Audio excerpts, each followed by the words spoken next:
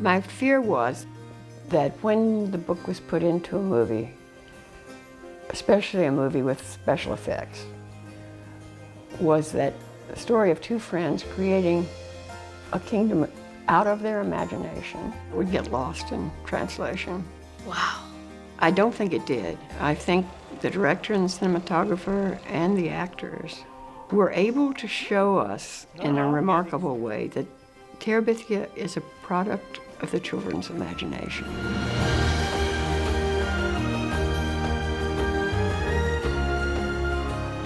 The land of Terabithia is something that is very much vividly remembered by kids who read the book.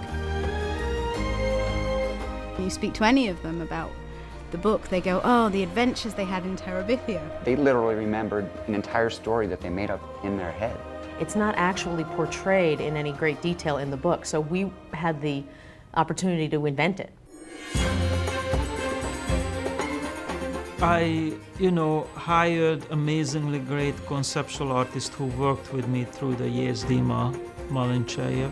Then I told him that I don't want the cutesy kind of creatures. It's not like Sesame Street. Action! Working with Gabor was really about breaking the cliches and finding a fresh way to tell an emotional and sensitive story that also had this terrific opportunity for adventure and animation. This would be the whole side of this, is what I was thinking. You'd get the whole treehouse out here.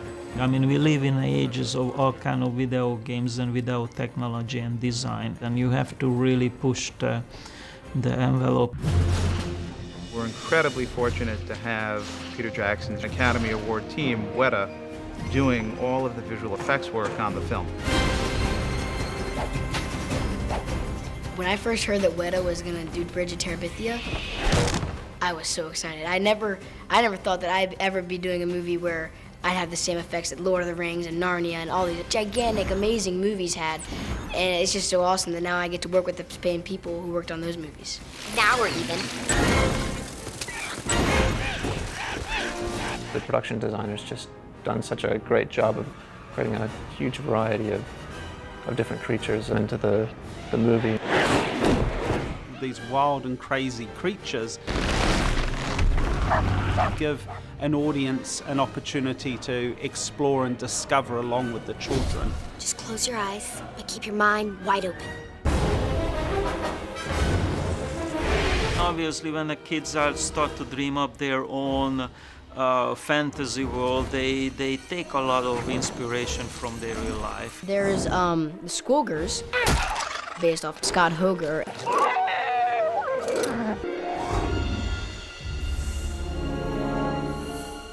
Well, these are the concepts that I received, and this one in particular was really helpful to base my concept on. So we take that as our initial reference, then that'll become our blueprint for modeling the 3D version of the creature itself. So they kind of scan the kid's face and it makes it onto the Squilgers. There's also the Gary Vultures, based off Gary Fulcher. You're dead. He has very distinctive features and also hairdo and hair color.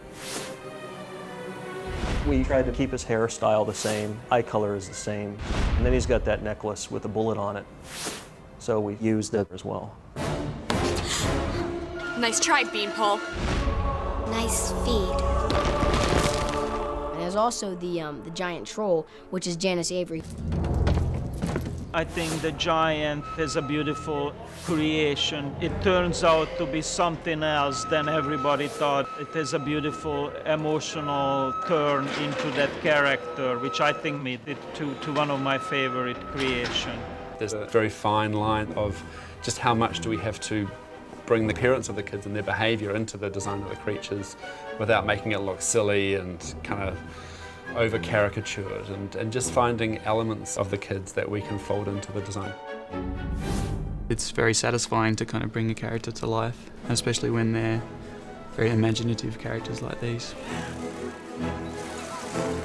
You can really get into what the character's thinking and doing.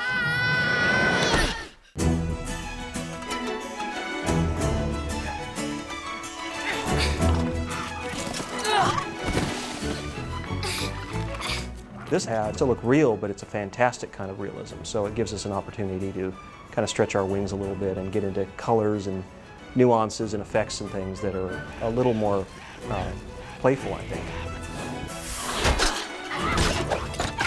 Finally, we set to put these guys into shots and iron out any last remaining wrinkles with their design and performance and the nature of their character, so that our creatures will feel like they belong in that space.